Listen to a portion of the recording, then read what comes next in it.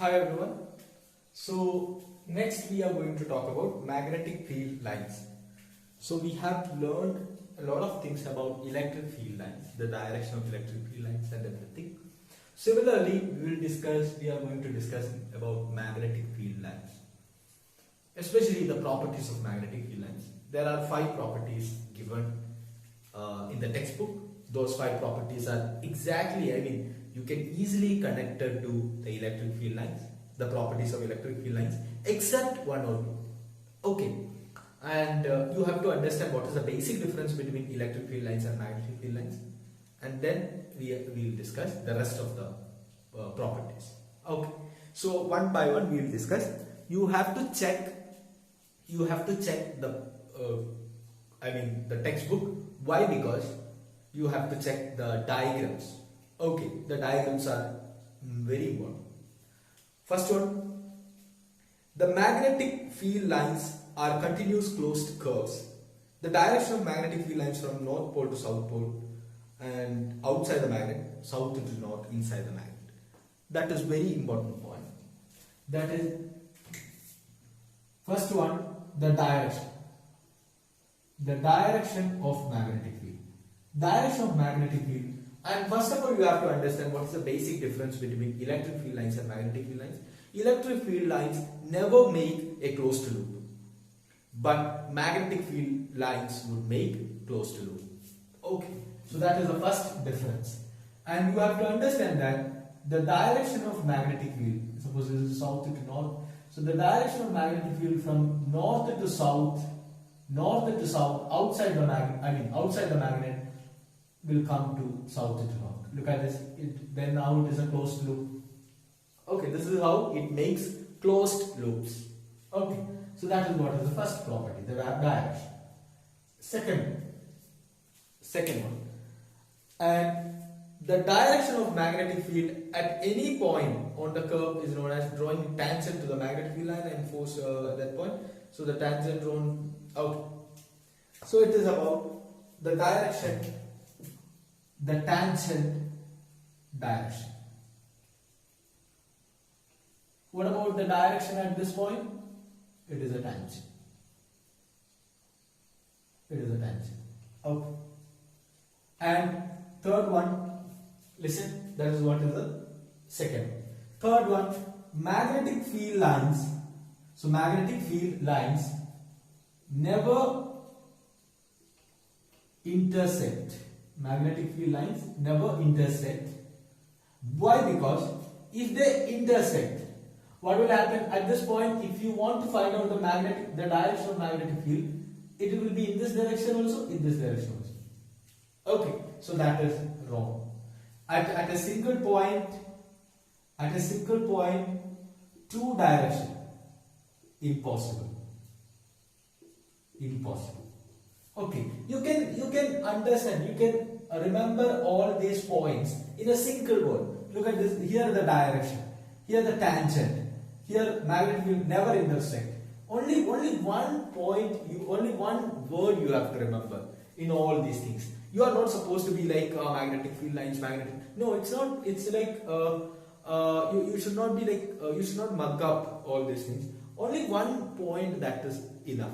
And look at this, here only one difference between magnetic field lines and electric field lines you have to note down, that is it makes closed loops, other one would not make closed loops. So from this point, look at this, all these 3 points, apart from this, all these 3 points you can include in electric field lines also.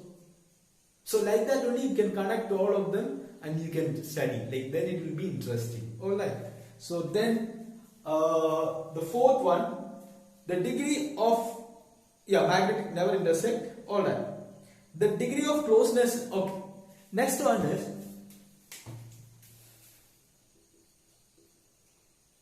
strength. So in your logic, in your pretty good logic, please tell me, that is, where would be the magnetic field lines maximum? Where like the magnetic field lines would be maximum near the poles. How do you remember? In a charge, where was the near to the charge? Because here number of field lines maximum and strength also maximum. Strength maximum, number of field lines maximum. So in vice versa. Similarly, here also here will be the maximum number of field lines. So the field strength will be maximum there. It's very simple. So it's a simple logic. So strength.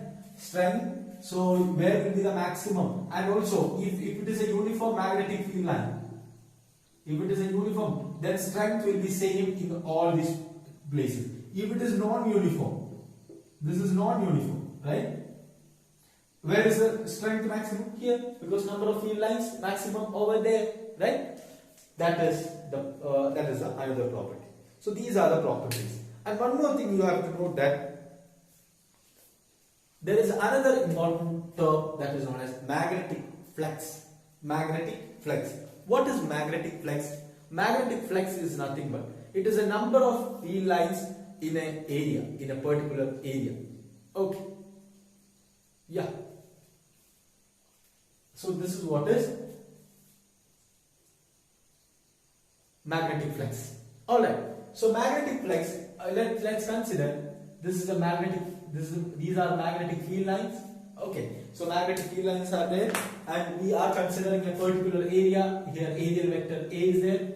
So this is an area we are considering. Okay, so this is the area, and this is magnetic field, and the angle between them is theta. Then flux is equal to why phi b? Phi is flux that we have seen in electric field, right? Phi b is magnetic flux is nothing but B dot A, or simply I can say it is if it is a small area, then d phi b is equal to B dot dA. B dot dA. Okay, so what is this apparently? B A cos theta. B A cos theta. What is theta? Theta is the angle between B and A. Alright, so this is what is the thing. And if it is non-uniform, magnetic field, if it is a non-uniform magnetic field, what will be phi b? It will be nothing but integration B dot dA. Integrate B dot dA. And next one, if case number 1, if theta is equal to 0 degree or 180 degree, what will be the value? The value of phi is equal to BA cos 0, that is BA only, or phi is equal to minus BA. Okay, that is cos 0, 1, cos 180, minus 1. What about the second case? What about if theta is equal to 90 degree? That is, it is perpendicular, both are perpendicular. This is B and this is my A. This is 90 degree. Okay, then phi B is equal to 0. You got it? Okay, so this is all about magnetic flux. Okay, so this is about magnetic flux. Next we will discuss some more important properties of magnetic field lines and magnets. And what is the unit of magnetic flux? The unit of magnetic flux is nothing but Weber. Okay, Weber. It's a SI unit. And also, you keep in your mind, magnetic flux is nothing but a scalar quantity. It's a dot product. So it's a scalar product. So it's scalar quantity. And also, the dimensional formula ml square p raised to minus 2 a raised to minus 1. Okay, keep in your mind. And also, listen, this is what is SI unit. And what about the CGS unit? CGS unit is Maxwell. After the great scientist, Maxwell. He is one of my favorite scientists. So, the relation 1 Weber is equal to 10 to the power 8 Maxwell. Alright. So, this is about magnetic flux. And next we will discuss magnetic flux density and the properties of magnetic flux density, uniform and non-uniform magnetic fields, and the problems also. Thank you.